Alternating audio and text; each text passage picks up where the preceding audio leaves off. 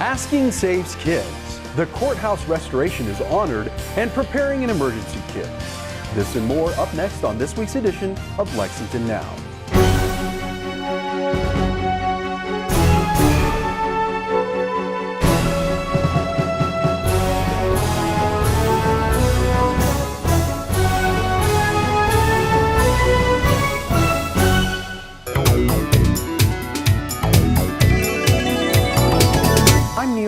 And this is Lexington Now.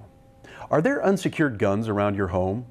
This is the simple question posed by the Asking Saves Kids, or ASK campaign, highlighted this week by Mayor Jim Gray. Gun safety is a concern that we all share.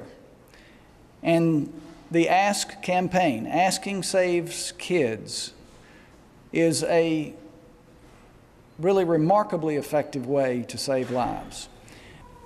Whereas more children in the United States die from being shot than from cancer, and whereas 1 in 3 American homes with children has guns, many of which are stored unlocked, loaded, and accessible to children, and whereas a simple strategy of keeping guns safely stored, both at home and in cars, would prevent accidental gun injuries and deaths, and whereas safe gun storage would also help prevent suicides and prevent the theft of guns that are later used in homicides. And whereas the ASK campaign, Asking Saves Kids, encourages parents and caregivers to add one more safety question to conversations before their child visits other homes. And that question is there an unlocked gun in your house? And whereas the ASK campaign brings together all Americans concerned with the welfare of children, including gun owners, to ensure that guns are safely stored. And whereas summer is the season when children typically spend more time at the homes of friends and family. Now therefore, I, Jim Gray, as Mayor of Lexington, do hereby declare the summer of 2018 as Ask Summer in Lexington. There never is too safe when it comes to guns. 89% of accidental deaths of children from firearms happen within the home, and most of those are guns that are just sitting around. And so putting it on top of a shelf, putting it somewhere else for that protection is not something that's going to keep the child safe. We need something and methods and actions and education that's going to keep those guns locked up and safe from children they're going to be around, because there's very few things that I see that are more heartbreaking in the emergency department or any EMS services that are more heartbreaking than the injury or death of a child from whatever reason that may be. And people talk about what we do in the emergency room and how you get through the death and sickness and injury, and honestly it becomes average for us, except with a child. With a child, the whole emergency department will go silent for the rest of the shift. Nobody talks, nobody does anything else. You do your job, but everything gets quiet. You don't have that collegial relationships and talking and laughing and things that typically happen on a work day. Everything is completely quiet because of a loss of a life that had so much more to gain and so much more to do. Most families want to do the right thing, and when we gave away gun locks a few years ago, everyone that we talked to who wanted a gun lock had guns at home that weren't secured but wanted them to be. So that's why we're encouraging everyone to ask, because parents want to be able to keep their children safe. And I'm also including asking about where they keep their guns in cars, because I've seen that a lot of people who do a very good job of keeping their guns safe at home, when they're in their cars, haven't yet thought about, how do I do the same thing in my car? You can learn more about ASK by visiting their website, askingsaveskids.org. The newly restored historic courthouse has received a coveted award for the innovation incorporated into the project while still maintaining the building's historic charm. So the Ida Lee Willis Memorial Foundation does historic preservation rewards every year in honor of her, and we this year were awarded a foundation award for our work on the historic courthouse project. We won a historic building preservation award that essentially shows our commitment to historic preservation, our commitment to bringing the community together to preserve a historic building, and it was quite an honor. Holly Wiedemann from AU Associates is our development agent on the project, and she helped put the application together. It was a very involved process involving lots of historic photos and then construction photos and then photos of what the building has become since we started the renovation. Also talks about different things we had to do in the building. For example, we restored the dome, which was in fairly pristine historic condition because it had been preserved because of all the HVAC equipment. So restoring wood floors, doing plaster, all the exterior work you see, the copper work on top of the dome. So she had to document and describe all of that in the application to the SHPO. If you start from the top and work your way down, we've got Limestone Hall, which is the event space on the top floor. Hosted many events so far since its opening in February of this year. You move down to the second floor and you've got Breeders' Cup administrative offices. Down another floor to the first floor and you've got the Visit Lex administrative offices. And just opened last week with their ribbon cutting on the ground floor is the Visitor Center for Visit Lex. We will also have a Weta Michael restaurant right behind me, and on the Upper and Short Street corner will be a Weta Michael bourbon bar. I think one of the criteria and one of the things that SHPO mentioned when we went to Frankfurt to receive the award was the innovative financing structure we used on the building. So we developed a for-profit entity, the Historic Courthouse LLLP, which was able to leverage state and federal tax credits. Our partner Old National Bank infused equity into the project, as well as the mayor and council's commitment of $22 million. So it was a first for the City of Lexington in terms of doing that public-private partnership. It was very successful, and I think the SHPO really caught on to that and thought, what an innovative way to finance and do this building, and it was definitely something to be proud of. It took a lot of work, a lot of players, a big team, but we ultimately got it done. AU Associates, Holly Wiedemann, and our team was held to a very strict standard of what could be done. In fact, Holly had to take photos of every inch of this building and every decision that was made with our architect, K. Norman Berry Architects and Deborah Burke, had to be approved by the State Historic Preservation Office. So that really tells you it's really sort of a contemporary twist while keeping a lot of the historic features. The courts needed more space, and so if you look behind me, the top windows actually had arches on them. That was all essentially the second floor. They added another floor there to add more administrative offices, and they had to have a place to tuck all the HVAC, all the ductwork, and so they essentially built a concrete floor and put the elevator shaft in and put all the HVAC up there.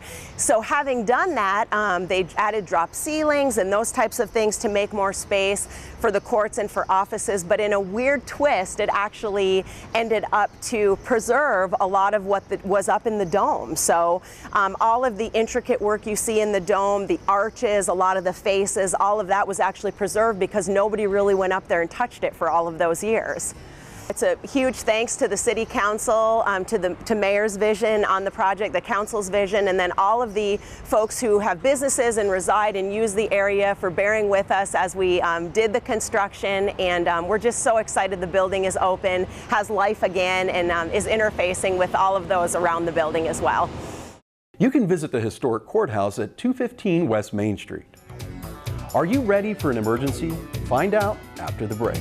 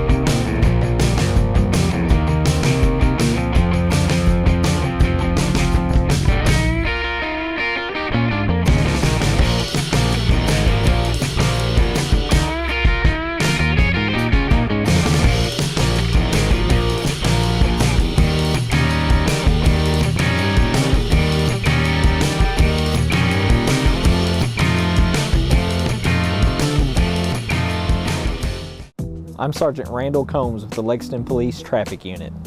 Accessible parking is a valuable and necessary resource for people with disabilities. and that includes the striped area next to accessible parking spots. These are access aisles, and it is illegal to park here, even if you have an accessible parking permit.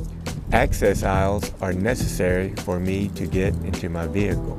They are there because many of us need that space to use our ramps or to transfer into a wheelchair. It's frustrating when a car is parked in the access aisle because I don't have room to get into my van. Police and LexPark are writing tickets when they see vehicles parked in an access aisle, and the fine is $250. Know where and where not to park. Keep the access aisles clear. Thank you and drive safe.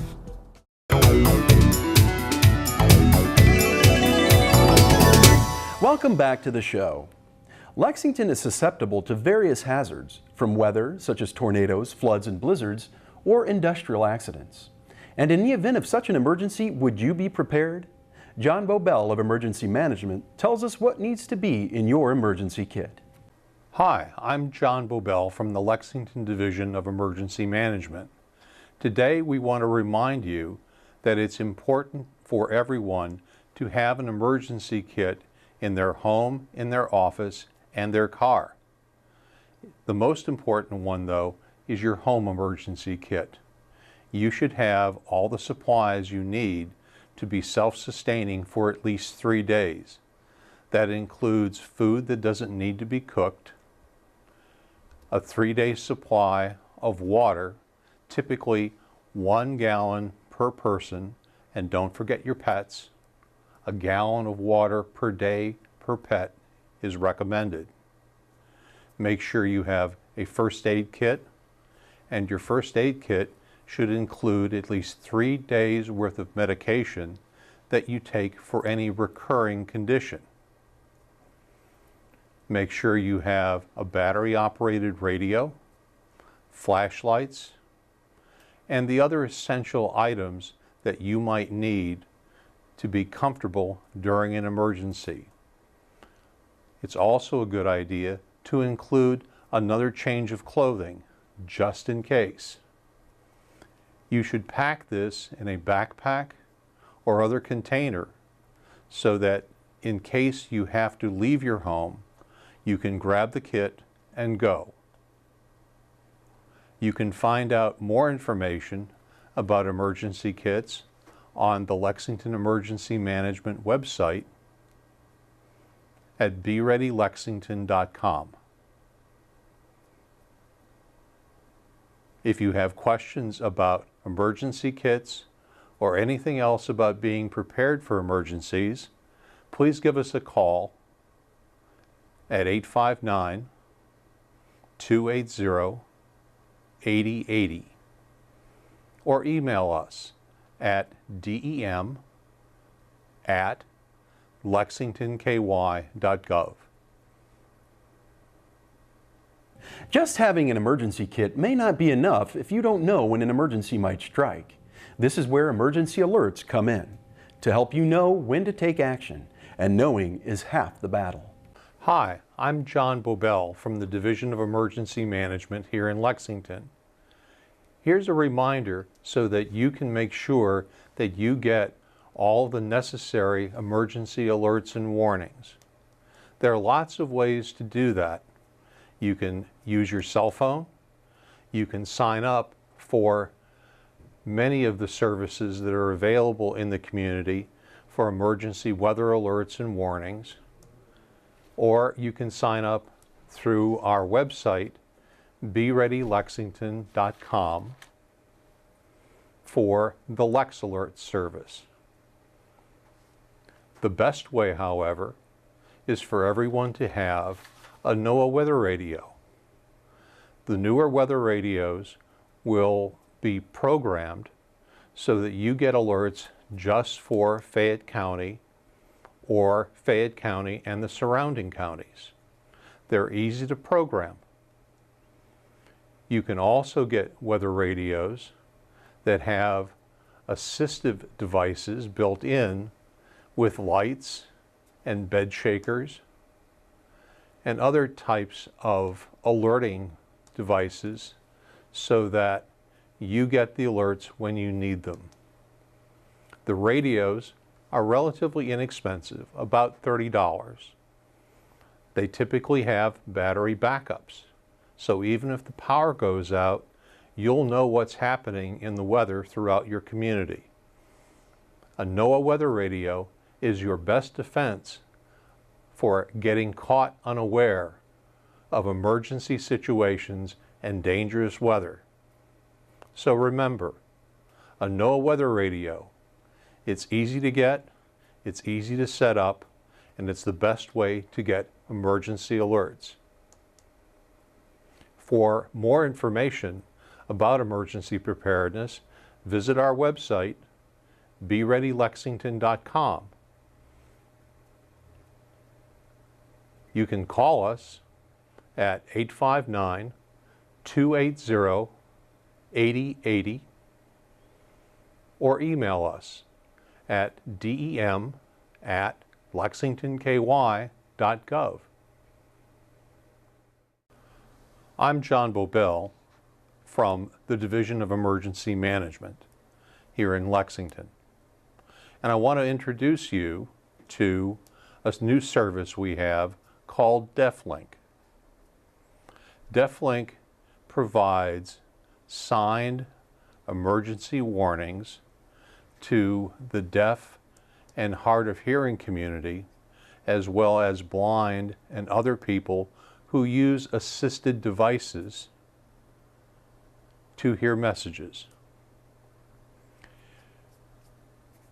DeafLink provides emergency weather warnings, evacuation orders, and other sorts of emergency alerts to the community.